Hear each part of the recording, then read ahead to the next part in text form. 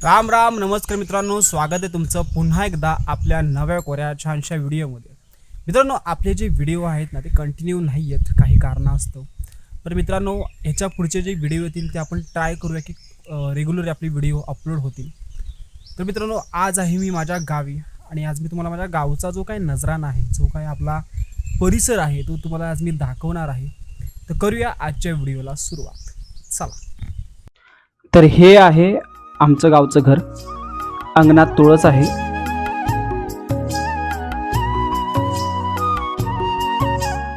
आणि समोर बांधले ते बैल आहेत. आमच्याकडे याला मांडव असं म्हणतात. आबा हाय करा. हाय हाय करता हाय. आमची फराशी लावली आणि फराशी आज तोडतायत आमचे घरातले सर्व मंडळी. तुम्हाला आज आमच्या फराशीचा जो काही नजराणा आहे तुम्ही तुम्हाला दाखवायला चाललेलो आहे. चला. हे जे पाहताय ते आहे फराशीचं वावर. त्याला फरसबी असंही म्हणतात. मका आणि फरसबी यावर्षी एकत्र पेरलेली आहे. ही फराशी हे पीक घेतलं यावर्षी आम्ही. वा वा वा. हाय तरी कर. असं कर असं कर. वा. आज चेहरा दाखव. आमची बघू तू माझं कसलं तू आण कसलं कपडे. असू दे असू दे. ही आमची गावाकडची साधी बोळी माणसं.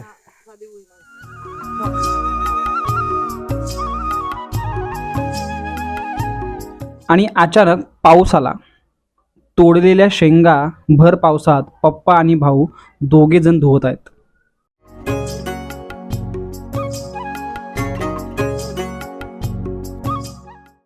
हे जे पाहताय ते आहे कास तलाव.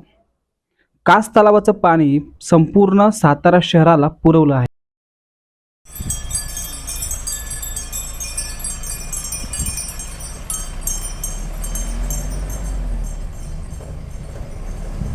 नमस्कार मित्रांनो. सातारा शहरापासून 25 किलोमीटर हाकेच्या अंतरावर असलेल्या पुष्प पठारालगत एका वनराईत श्री देवीचं एक मंदिर आहे. ह्या मंदिराला भाविक दरवर्षी कराड, वाई, फलटण, सातारा इथून येत असतात. ह्या देवीची यात्रा जानेवारीच्या चतुर्थीला होत असते.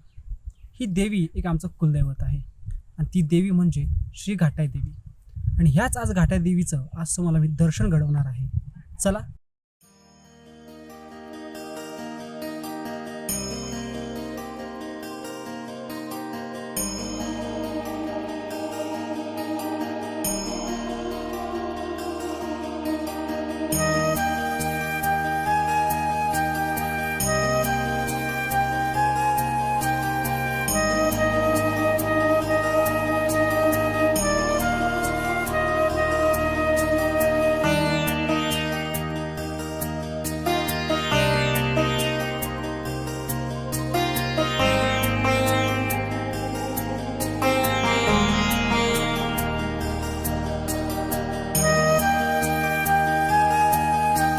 सातारा, पाटण, कराड, जावली आणि वाई या तालुक्यातील लाखो भाविकांची श्रद्धास्थान असलेली श्री घाटाई देवी हाकेला आणि नवसाला पावणारी देवी अशी तिची ओळख आहे.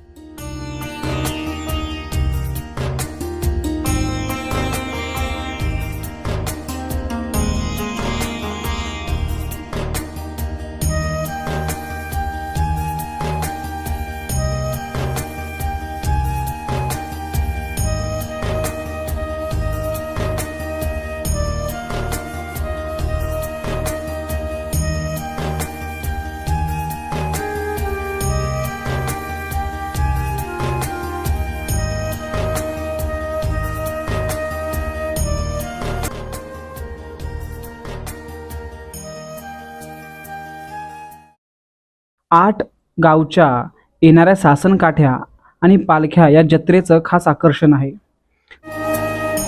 2 दिवस चालत येणारा मानाचा नंदी ह्या जत्रेचं प्रमुख आकर्षण आहे.